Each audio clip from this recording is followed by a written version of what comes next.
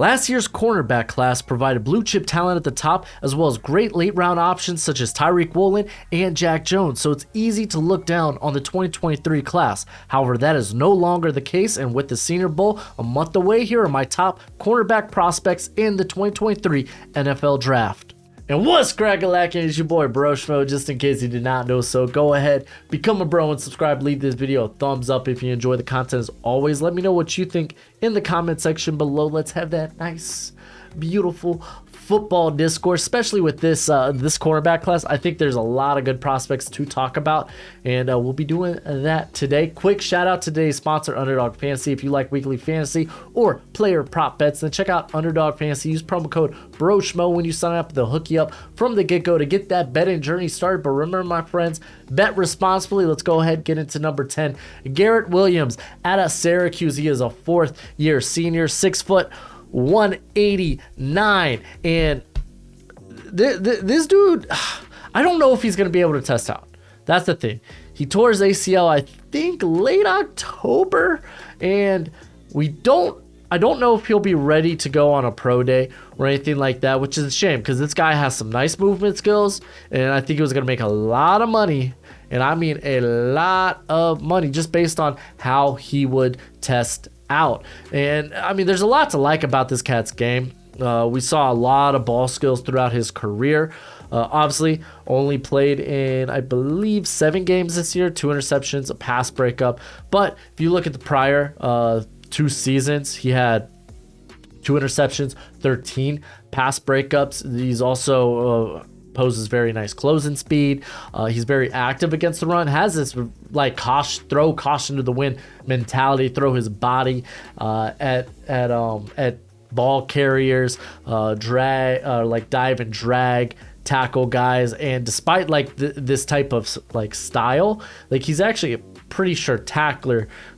When you look at it, only like about a 13% missed tackle rate last 2 seasons. So that's actually pretty solid. It's just, however, at Syracuse, I don't think he was really used in the manner that really showcased his skills. It was a lot of off coverage rather than press, because his measurables, I think, are going to be pretty good. Doesn't really show what he just wasn't really able to show what he could do at press there at Syracuse. And the dude's got the length, he's got the build, capable of being, I think, a very good press corner. And there's just many examples of that on tape. He could be more physical, he could be more competitive at the catch point, and he doesn't always get good leverage down the field and allows himself to be stacked by receivers, and there's a tendency where he gets lost in traffic on his way to the ball carrier. And I think 2 of the best showcases of that would be if you go to his 2021 tape, Liberty game, or this year, check out the Purdue game where Charlie Jones gave him the work. But still, considering, like, he might be a guy that ends up falling a bit further, just because if he's unable to work out, I think that's going to be a big blow to his draft stock. But definitely a guy to keep in mind. Syracuse has been producing. They've been producing some secondary talent the last couple of years. And then number 9, I got Eli Ricks out of Alabama. He was actually formerly of LSU, but he stands at 6'2", 190. He is a junior, decided to officially declare, which I was a bit surprised about, just because coming into the year, he didn't start immediately. I don't think he started his first game till week 8, and oh boy, that Mississippi State game was a hell of a game for him. He went he had 4 pass breakups in that game. But then the following week against LSU, it was a little less good, where you saw how handsy of a corner he can be, and he ended up getting flagged like twice in that game. But then I feel like he kind of evened out after that game, put up a solid remainder of the year, but like still, I didn't think it was enough on tape to really put him top 50, where I think he ultimately deserves to be, and I thought he was going to return, but here we are. So he's declared, but this dude's physical. Very, very physical. He's got great length. He sticks with receivers at the line. He does a great job of just basically keeping his hands on him. Like, hey, I'm going to put hands on you and you're only going to be fast as I'm willing to let you be. And I like that. I like that about him. He showed legit ball skills and he makes plays on the ball like he was a wide receiver. He's too strong to be blocked by receivers in the run game. He is capable of blowing up plays in the backfield. I love the mentality. I love the attitude. Just look at that picture of him. He's happy, but that's a mean happy. I like that. Now, there are going to be questions about his speed. I think those won't get answered till a combine. So it kind of is what it is. His hips can be a bit stiff, and he does sometimes open them up a bit too early, allowing himself to get turned around in coverage. While he is a willing tackler, 18% missed tackle rate over his career. So not spectacular at that. And like I said, in that LSU game, he was a bit handsy. And that LSU game was actually a return game for him because he initially came to LSU and then transferred to Alabama. And actually, it's a good segue to mention, prior to Alabama, like he already decided to transfer, but like during the off season, he was arrested for speeding, driving without insurance, and possession of the Mary Jane. It was a very low amount. So typical dumb kid stuff. So like I'm not too worried about that. I won't really consider that a character concern, at least in my opinion. I wouldn't consider that, but he is a former 5-star recruit. There's a pedigree to him, so definitely got to watch out for. Next at number 8, Emmanuel Forbes out of Mississippi State. Gosh, I gotta put some respect on Mississippi State's name and get it right. 6 foot, 180. This man had 6 picks this season. 3 of them went for pick sixes. Back in 2020, he had 3 pick sixes. He holds the FBS record for most career pick sixes with 6. He's got ball skills. Just saying. He's got ball skills. And Mississippi State, low-key, they've been producing solid NFL corners. Like Cameron Dantzler, however you feel about him, I think he's proven to be at least a solid depth guy and even a competent cornerback too at times. And MJ Emerson, is that what he's going by now? Martin Emerson? I think it's MJ Emerson now. But that dude's been great for the Browns, and like, yo, watch out, man. Mississippi State's been producing cornerback talent. This dude's got great length, like legit. Huge wingspan. Plays the ball exceptionally well in air. As you can see, 7 pass breakups, 6 interceptions. If you go back to what he's done through his career, he has 14 career picks, 6 of which are pick sixes, and 17 pass breakups. He's dangerous when he picks off the ball because guess what? Pick 6. Can I not mention pick 6 when I talk about Emmanuel Forbes? No, I'd be a fool if I didn't, because this guy not only has shown ball skills, but he's shown the ability to make it count after he creates the turnover. He basically turns into a receiver, a ball carrier at that juncture, at that point. He does a good job of mirroring receivers down the field, explodes downhill like that. He does a good job of navigating traffic. He, if you go back to 2021, he led college football in defensive stops. His length helps keep him in plays and that he seems blocked out of, and he shows good anticipation on routes, but does need to trust his eyes a bit more. And I think we saw that this year, especially on screenplays. This guy blew up a lot of screenplays this year. Anyway, can be a bit slow to react when receivers make their breaks, and it has resulted in a few busted coverages and holding calls this year. I think he was flagged 6 times in 2022. Still one of the better run defenders. Could clean up the tackling a bit. Too many failed arm tackles. You could check it out. He was better about that this year with a 15.8 missed tackle rate. But if you jump to 2021, it was up at 18%. So granted, he got better at it. But still, I like this cat. He starts my top 15 in terms of, or my top 50. This is where the corners start for me. And to be fair, they're all kind of chunked together. Like the corner class is very, very interesting and very good. Next on the list, Clark Phillips. He is 5'10", 183, out of Utah, 3rd-year sophomore. And he had 2 pick sixes this year, actually in consecutive games. One of those games, he had 3 interceptions, 6 interceptions on this season, 4 pass breakups. Quite the year for Mr. Clark Phillips. He made first team all Pac-12, so good for you, my friend. Another guy where his biggest knock is going to be size, just straight up. Look at that, 5'10", 183. Yeah, there's gonna be legit teams that are worried about his size.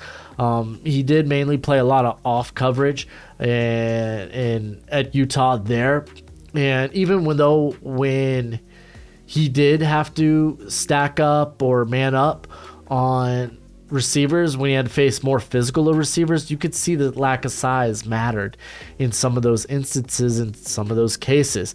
He's also a guy that struggles bringing down running backs off of swing passes or screens. So yeah, size, it's a thing. As a tackler, he just throws his body at the ball carrier like a rocket. He aims low, looking to take you out at the knee rather than wrapping up. Guess what? That's probably because of a lack of size. I imagine the length is probably going to be sub 30 inches, which typically you want your outside corners to be 30 inches. So that's the thing. This guy's going to get picked as a slot guy, and it's a shame because he is stupid good, man. Like, he normally doesn't let himself get bullied around playing on the outside. Like, you go back to 2021, watch his tape versus Drake London, dude. That was such a great back and forth, man.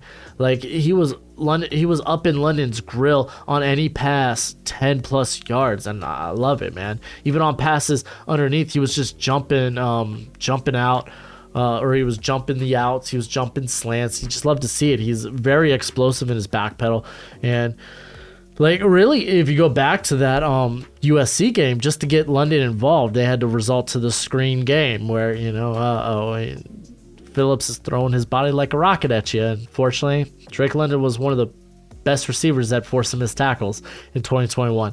Now, I really love Phillips, dude. He has quick feet, shows great anticipation, reads and reacts quickly. And we saw that in terms of the pick sixes this year, just the sheer amount of plays on the ball this year. I just really do think size will come into play.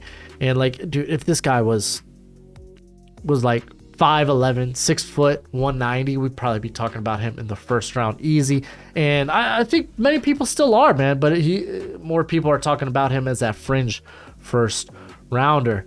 All right, next to the plate, we got Jalen Jones out of Texas A&M. He is 6'2", 205, so he's a big boy. He's a big boy. I don't know why I said it that way. He was a little banged up this year, but for the most part, teams just like to throw his way. Like, he missed, the first 2 games of the season with an undisclosed injury. Then he suffered a head injury that cut his day short against Mississippi State, and then he was ejected from the Florida game for targeting. So he had some missed time this year, and even the year before. I think you go to 2021. No, he actually played. No, okay, never mind. It was back in as a freshman. He suffered injury that held him out of 2 games. So yeah, I'm just hoping he's healthy and ready to go, because I think this is a cat, you're going to look at his size, and teams are really going to like that. They like a lot of teams that faced the Aggies chose to throw away from Jalen Jones. Like, he's got that length, he's got that size. He isn't slow and plodding for a bigger, thicker corner. Don't know why I said it like that, but I said it with like 6 C's. A thicker corner. He uses his length well throughout the route to stick with faster receivers and off coverage. He shows good short area quicks. Also very explosive downhill. He's consistently challenging the catch point, and has shown solid ball skills prior in the prior season. 2 interceptions, 6 pass breakups. Very sure tackler, has the body to probably play a lot of different roles in the defensive backfield. So you like to see that, but being a bigger corner, he is a bit slower. He's not as explosive as you'd like out of his back pedal. I would say even his speed, it's all above average. So I think it's not a big hit to him. Sometimes he doesn't always stonewall wide receivers at the line of scrimmage in press, which is like, yo, you got the size and the meat, dude, come on. And a lot of times he's he's like going, he's putting too much of his upper body into it, so he's getting kind of like, he's setting himself up to, it's a very similar situation when it comes to offensive linemen. When they get ahead of themselves, sometimes they get toroed and they turn into lungers, and you don't want to do that if you're in press. So maybe a little work on the technique there, but again, it's kind of nitpicky at that point. So not too bad. He was only flagged 4 times in 2021, and it wasn't flagged that often this year. So I don't expect that to be a problem in the NFL. There are times he is a step late to react in coverage in the later parts of the quarterback's progression. So in the later parts of the route, but again, kind of nitpicking. I think he's going to be a very, very good prospect. This is a guy that Mike Renner's actually pretty high on. I think he's in. I don't know if he still is, but he was inside his top 20. I ain't that sure, but I know Alex from Hail Mary Sports also loves this cat a lot. So I think this is the part in the video where we get to my top 20 corners. That's right, I got 5 of them. Cam Smith coming in here at number 5. Redshirt junior, 6 foot, 188. He is actually going to be one of the older corners here. I think he's got a few months on Joey Porter, who we'll talk about a little bit later. So again, he's going to be 23 by the time he plays his first snap in the NFL, so it's like not that big of a deal. But this season he was hampered by a hamstring injury, had to miss 1 game, but really played through it for most of the year. And like, it's funny because teams just elected not to really throw his way either. 6 pass breakups, an interception. The ball skills have been good. If you go back to 2021, he had 3 picks and 9 pass breakups, and this year wasn't nearly thrown to as much. And yeah, man, very, very, very impressive. Like, if you're going to catch the ball on him, like, he's gonna let you, like, you're gonna have to earn it. That, or you're gonna be feeling it the next day. He's so physical at the catch point, like just how he uses his hands during the route. He literally packs serious punches at the line, and then going up, like, he literally will fight you for the football all the way down, throwing that peanut punch. There we go, Charles Tillman. I said peanut hammer. I'm sorry. It just looks like he's coming down like a hammer. Peanut punch. On the way down with receivers to force incompletions, and I like that. I really do. The movement skills are pretty solid. He's capable of following receivers across the field. He recognizes and reacts quickly to plays and comes downhill with bad intentions. He might be not the most sure tackler in this class, but he's the hardest hitting one. Like, this guy, mentality is just, I will make you play. I will make you pay, and it is going to hurt to have to play against me. That's scary as hell, man. He can be a bit overtly physical, especially during the route, especially at the catch point. I love the mentality, but I would also, at least in the early parts of routes, like to see a little bit more discreet hand usage. He could end up getting flagged heavily in his first season, but overall, love the player. I hate that he kind of gets lost in the shuffle. Like, this dude's a top 20 prospect, easy. Well, like, if this guy goes anywhere from like pick 8 to pick 20, won't surprise me. He's that good. He really is. Next on the list is Keeley Ringo out of Georgia. I dropped him. I decided to drop him. 6'2", 210. I love the size. How can you not love the size? This man's built like a safety. Like, yeah, and he's got speed to boot. He's like a low 4.4 guy, maybe even sub 4.4.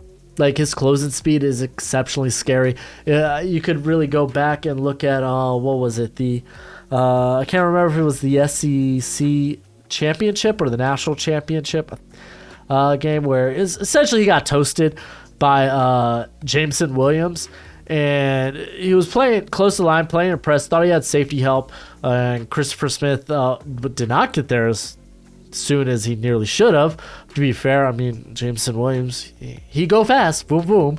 And I thought Ringo, despite still giving up the catch, showed really good closing speed to catch up with Williams. However, I feel like that really screwed with him coming into this season because he gave so much cushion this year. Like if you're like, oh man, he got toasted, he got burnt this year, you're wrong. He wasn't getting burnt deep. He wasn't. Ask Cedric Tillman. He outmuscled Cedric Tillman. Got to pick on him. Where he was getting beat was underneath, man. He was allowing every pass under the sun underneath. So I don't know, man. I mean, he even in 2021, he was a guy that oftenly got by double moves. So I don't know, man. Maybe this year he was like, that ain't gonna be the case. If you're gonna have to dink and dunk down the field on me if you're gonna try to win, and that's just not great. In terms of what he is as an athlete, we talked about the great straight line speed, but I don't know if he's as fluid as fluid as an athlete when moving laterally. I just don't think that might be the case with him. I don't know. We'll find out when he tests out. As a tackler, this guy's a big hitter. I do love that. I mean, you got the body for it, so you do you, boo. And he hits with bad intentions. I love it. He comes downhill with bad intentions. Just love watching him deliver nasty hits. So he's gonna be a more interesting one down the stretch here. He ends up dropping to 4, but again, we're talking about guys that should be included in the top 20, and I have 5 of them. So, still hell of a prospect. On to number 3, Joey Porter Jr. I will say this. I did this right before the video. I decided to switch number 2 in Joey Porter's spot. Joey Porter was initially my number 2. And I decided to move him back here. So that just tells you how close this cornerback class really is. But Joey Porter, 6'2", 194, had 9 pass breakups on the season. He is the son of future Hall of Famer Joey Porter Sr. Also, he does a lot of help at his mother's daycare. So you love that. He regularly volunteers with the homeless and partakes in special needs activities. So it just seems like a really good human being. You love to see it. He did miss 2 games this season with appendicitis. Something in the intestines, I think. I'm not a doctor. I gotta pull. I'm gonna tell you all this. So on New Year's Eve / New Year's night, I pulled my hammy in a jumping castle because I'm an idiot and ended up doing the splits on accident, involuntarily, and I thought I tore my ACL. But to be fair, I was in so much pain, I didn't realize it was in the back of my leg, and I was like, oh, okay, yeah, definitely probably a hammy. So I am not a doctor, so yeah, I would look that up. But did cost him 2 games this year. That was a long way to just get to that point. But still ended up being a second-team All-American. He has ideal size, very good athlete. I think he's got great size to play in press. He played also very well in off coverage there for Penn State. And just a great athlete. He's shown the ability to shadow receivers, even quicker ones. He's tough to block for any receiver in the run game. And dude's a competitor. I love that. I love competitors. Now, he did play a lot of off coverage, did give a lot of cushion.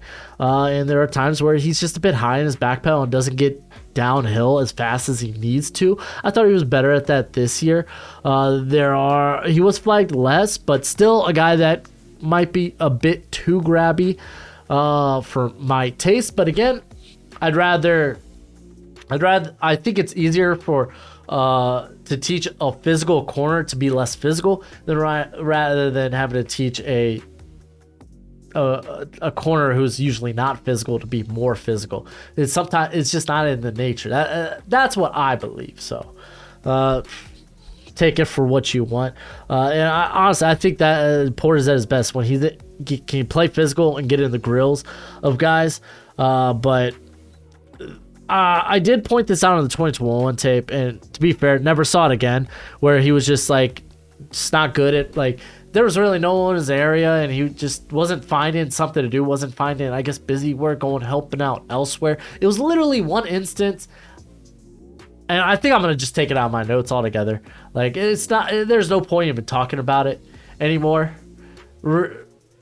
Really isn't.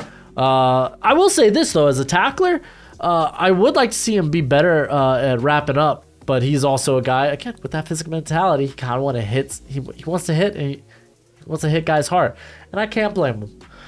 All right, on to my number 2. It is Devin Witherspoon out of Illinois. We're gonna see him at the Senior Bowl. I freaking cannot wait. And he is 6 foot, 183. 14 pass breakups this year, 3 interceptions, only allowed 206 yards. I think that may have been the lowest in college football. Had a phenomenal year. And I was like, looking at this, I was like, how can I keep him? I've constantly talked about this whole, typically, people know who the top 4 corners are, and you kind of like bunch, like you can have them in any different way or different manner. It's really whatever your flavor is. And I was like, why am I not including this guy? This dude was phenomenal last year. And you know what? If you're familiar with Walter Football, he called it. And we joke about Walter Football's takes sometimes, but he did this with Aiden Hutchinson. He was talking about Aiden Hutchinson being a top 2 pick right before the season, the 2021 season started. And this year, before the year, he was talking about Devin Witherspoon possibly being the first round pick. And I was like, oh man, yeah, his tape's pretty good. I don't know if I want to put him in the first round just yet. And here he is now. I'll put him at number 2 because I'm like, you know what? I think he's going to blow up the Senior Bowl. Yep, I really do. Fun fact, and who would have thought? He's got an NFL pedigree. It should have made all the sense in the world. His older brother plays for the Steelers there, so kind of dope. Former 3-sport athlete in college, and I think he's got a good story to tell. Like, this was a guy that was going to go the junior college route until he decided to walk on in Illinois, and during training camp, and made the team. And like, this is a guy that really had to like cut his teeth to get playing time. He played as a reserve as a freshman, ended up making 3 starts, but he was mainly used on special teams, mainly as like in the kickoff, and he actually led Illinois with kickoff tackles, which is like, okay. He ended up starting as a sophomore in 2020, all 7 games. Was tied for the team's lead in interceptions, and then from there on out, it was like, this guy was must start. And here we are talking about him now, man. He's got ideal length. I think he's got great speed for the position. I see some people maybe want to talk, unsure of his launch speed, but like from what I've seen from sideline to sideline, he's an A-okay. He's just fine. Like, I think he could be a sticky man corner. I think he's a very fluid athlete. He's got greasy, oily hips. In off coverage, he comes downhill fast with a full head of steam. I mean, you could go, I think it's the Indiana game where he blows up, was it the running back taking a screen in the backfield? Like, annihilates him. Like, this dude's a solid tackler and a really good run defender. And you look at 183 for being 6 foot, and you're like, oh, he's probably a little on the thinner side, but still, that's a fine weight. No, he plays bigger than that. He really does. He freaking really does. And he's bringing in a lot of experience at outside corner and on special teams. Like, holy crap, man. This guy plays through the whistle, no quit. He does a great job of challenging the catch point. I guess, yes, maybe could put on a little more mass on his body, but that's not even a big thing. It's kind of nitpicking.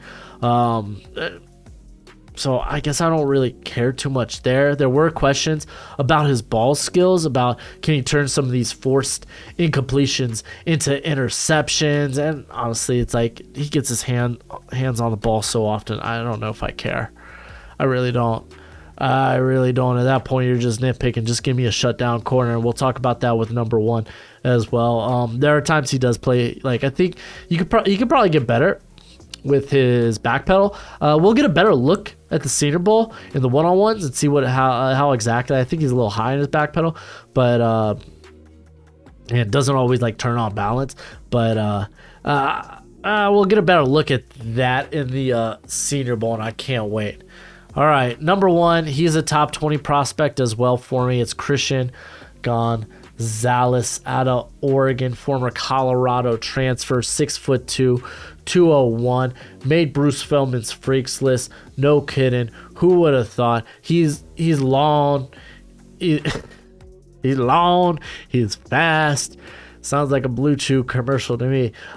He's got great size, great athleticism. Again, made Bruce Feldman's Freaks list. He ran track back in high school. Actually, his older sisters actually ran track also in high school, and they were all Americans. So, yeah, I guess fast just runs in the family. But this dude has great short area quicks. I love how low he sinks into his back pedal. He shows great toughness in the run game. It was actually something he got much better as a tackler this season. I think that was one of the things that 13. He had a missed tackle rate of 13% back in 2021. Fun fact, he got that down to 4.3, 4.6%. So yeah, kind of fixed it. I like his press. I really like his press technique. He has the speed to really hang with anybody vertically. He shows great closing speed, and very many times he's in position to make a play on the ball or even in other teammates' assignments. And I love to see that. Now, one of the biggest gripes, I think, people were saying that, okay, he's a guy that forces incompletions, but man, I would love to see him turn that into legit ball skills. And he showed that during the second half of the season. I really think he did. I think that was something he got much better at, being able to fully turn around and make a play on the football. So I like that. There are times he'll be caught slowing down towards the ball carrier if he thinks he's out of the play. This is mainly showed up in the run game. So just something I saw. I was like, I don't really like that. But again, kind of something that's kind of few and far between. Overall, man, this guy's a great prospect. And I'm gonna put him at number 1 for now. But really, I think we got a top 5 here that you could shuffle anywhere you want. And let me know how that would look for you in the comment section below. That's it for the video. I think I'm pretty confident, in my top 10. I think you could probably rotate number 10, Garrett Williams, out with a couple of guys, maybe Tyreek Stevenson, Travius Hodges Tomlinson. We'll see how Anthony Johnson looks at the Senior Bowl for Virginia. I'm excited about that. But yeah, let me know who you like in the comment section below. That's it for the video. Go ahead, do the YouTube thing as always. Till next time, you be easy, my friends. Later. Feel like Kenny Omega there. Good night.